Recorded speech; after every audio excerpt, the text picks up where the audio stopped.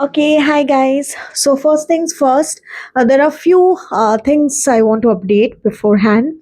So those who are planning to come to Kuala Lumpur, there were many friends and many people, known people to me, who asked me this question so many times about the budget and how to plan it. Like, if your budget is tight and at this moment you are unable to pay, supposedly it happens with many people, and especially it happened with me, that when I this trip plus was planned like 2.5 months prior. To be honest, when you're planning any sort of international trip, you have to plan it beforehand, because otherwise what happens, the ticket prices gets much more higher. Also, you don't get good budgeted hotels. Okay, so first things first, I want to mention few things which I did while planning this trip. So the first thing which I did was book a flight, and the more like prior you book, the more better discounts you get, and then of course booking the hotels. So both of these things are the most important thing, as all of you know. But the tip which I'm going to give you right now is, I didn't use any of my savings. I don't have any, and I did not use any money from my parents either in booking these two things. I've thought of asking for it, but then things came handy.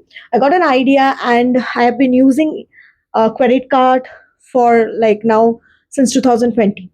So I never planned a trip before with the help of credit card, but I also heard about it that it can be done. As like, I'm into teaching profession, we don't get paid much, and teachers don't get paid like in hefty. So in that case, you don't get a lot of salary to just, in a month, to cut round trips, at the same time to what to say, to also book hotels. Together it becomes very costly, and it can be like approx 30 to 35K. So in that case, what you should do, first thing is, you can use your credit card.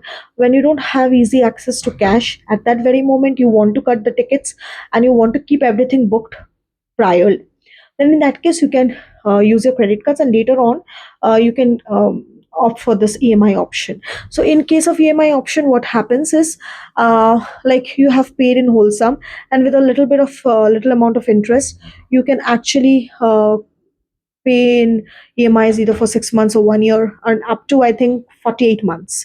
In my case, it was up to 48 months. And if I would have paid in 48 months, I would have paid like 600 rupees per month. But I chose not to. I chose 1 year or 1.5 years, 16 months I chose rather, because that way it was coming to an affordable price. So this hotel I booked in like 1500 per night. And Kuala Lumpur, as you know, is the capital of Malaysia, and getting a room for 1500, it's a lot less. I also have heard that many have booked this hotel at 1350 rupees. So you know how cheap it is. Like in India, if we're going somewhere, we always pay like 2000, 2500, or maybe more, right? So that this came really handy. And at that moment, I didn't have any liquid cash, I didn't have any savings. So all I could do is think of this option, which came really handy. So this is one of the option I can give you.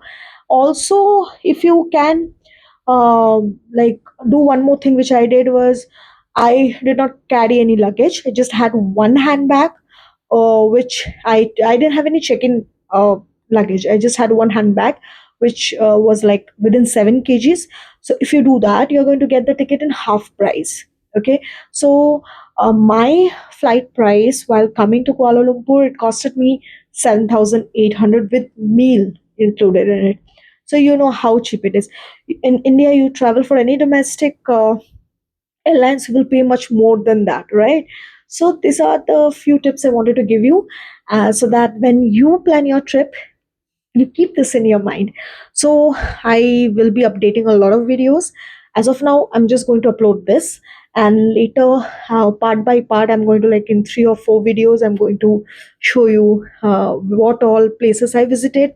I can assure you one thing, to all my viewers, I am not a like big content creator or an influencer as of now, but I try to visit places which holds value to me, and maybe it can hold value to you all as well. So I want you all to be a part of my journey, and to see what mistakes I'm making and to learn from it.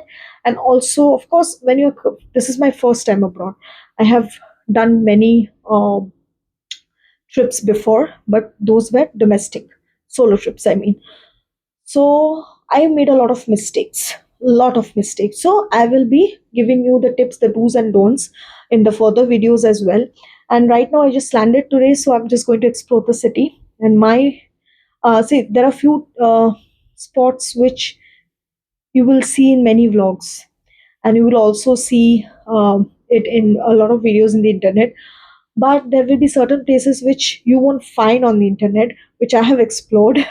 And this could only be done when you're walking down the lane and not taking any transport. So I am staying in a hotel which is at the heart of the city. It's in Bukit Bintang, and the most importantly, I will go around walking by. I'm not going to take any transport. That's the reason I booked this hotel. I want to save money on that. Okay, so please stay tuned. I will keep updating you. Thanks for watching.